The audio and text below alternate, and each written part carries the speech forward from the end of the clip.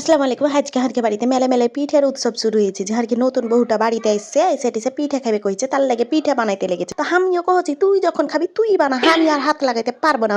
কহে দিনু ননদ ঘিরে চরিত্র বলে কথা, এরকম না করলে কি ননদ ঘিরে মান সম্মান থাকবে? তো যাই হোক, তো আসসালামু আলাইকুম, হাকে কেউ খারাপ কইবে না। ননদিনীরে তো এরকমই হয় যে যে খাবে সে বানিয়ে লিখ, আমি কেন বানাবো? জি হারকে বাড়িতে এসছে, আমি বানিয়ে বানিয়ে খাবো, বানিয়ে বানিয়ে খাওয়াবো, এটা পারবো না। হ্যাঁ কহে দিন একেবারেই পারবো না, ওই লেগে আমি বানাইতে টানাইতে বসি না, হাতই লাগাই না।